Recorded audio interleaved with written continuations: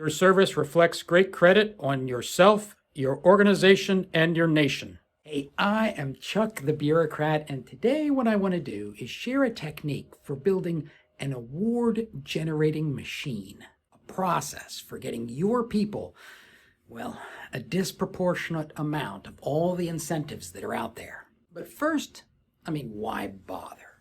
Well, I'll tell you, there are two things that a leader has to do to really be taking care of soldiers. You have to take care of them now in terms of how they feel and whether or not they are getting the things that they should be getting, and you have to take care of their future.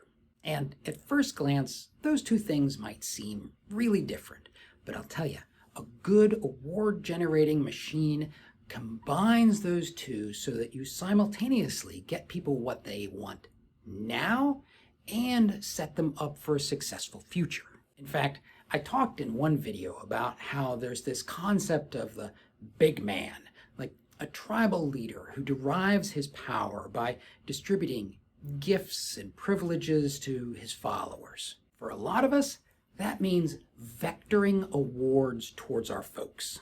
In fact, I would go so far as to say, as a good award system is a not so subtle demonstration that you can get things done. All right, so an award-generating system consists of three parts. At the heart of the system is an archive to document employee accomplishments. I've tried this a couple of different ways, but for me, the most effective way was just an Excel spreadsheet with a couple of columns for the employee's name, when I observed the behavior, what the accomplishment was, whether or not I'd used it in an award, and what the status of that award was. Like, I might submit somebody for the MacArthur Award and they don't win, so I'm free to use that accomplishment to submit them for the next award.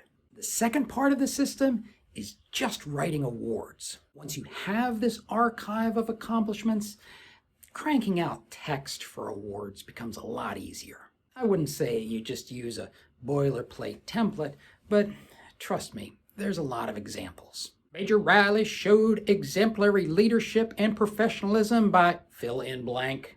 And I don't mean to sound cynical about this, but your happy to glad tinkering with the template isn't going to matter nearly as much as just making sure that the award gets submitted. That brings us to the third and most important element of your system.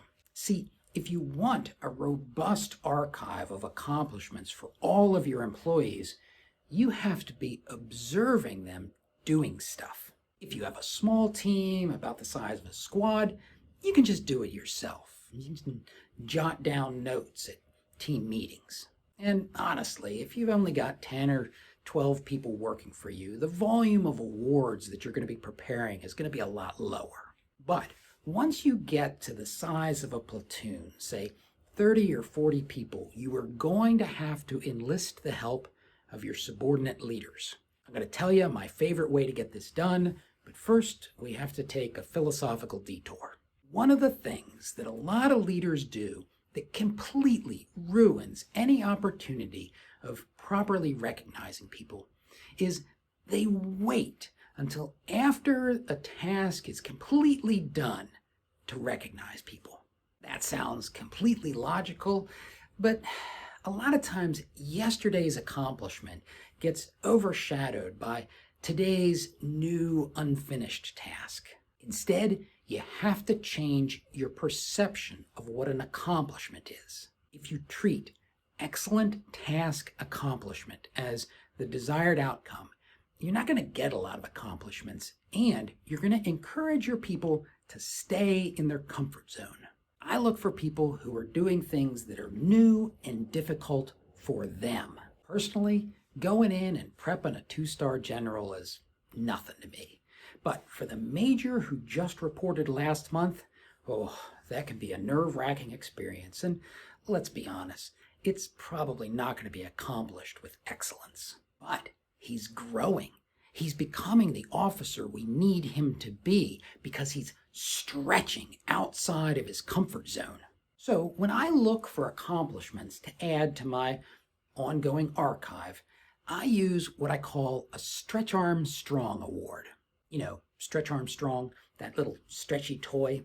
What I did is every Monday when we had our morning meeting, I'd have each of the branch chiefs nominate somebody for our silly little award. Somebody who had done a difficult task or gone out of their way to help somebody or just done something that they hadn't done before. Then I'd pick one of the nominees, and after the meeting, I'd print up a quick PowerPoint certificate and we'd put that little Stretch Armstrong doll on their desk. And of course, I was updating my archive with all of those nominated accomplishments. I mean, we were doing these meetings on Teams, so it was really easy for me to just type away while my deputy went over the calendar. Now, there are a couple of minor points about this. First, we did this Monday morning, and I'll be honest, more often than not, I was not thinking about the good work from the last week. In fact, the analyst running that meeting often had to remind me to do this because the temptation to start focusing on the new tasks, well, it's a pretty strong temptation. But pausing to take time and reflect on the good work from the previous week, it never failed to raise my spirits, give me a tone of thankfulness, and give me a sense of confidence that we were going to do just fine this week because we got such great folks. The second thing is, not all of my branch chiefs wanted to play along. They're busy. Their minds are filled with the same frantic apprehension about the upcoming week. So from time to time, one of them would say, nothing to report this week, sir. And I was not particularly tolerant of that. I mean, my response was usually, incorrect. Somebody in your team did something last week, so we'll come back to you.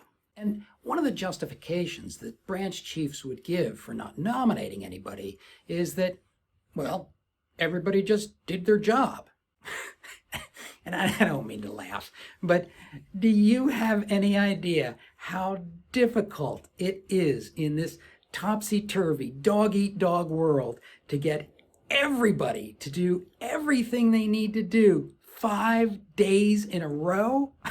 I mean, a lot of times when things are uneventful, it's because somebody is really busting their butt. There is one final note, and that is that from time to time, people would want to nominate folks who, well, they didn't work for me. That's great, and I handle those situations a little bit differently. So if you want to see how I take advantage of those situations, watch this video.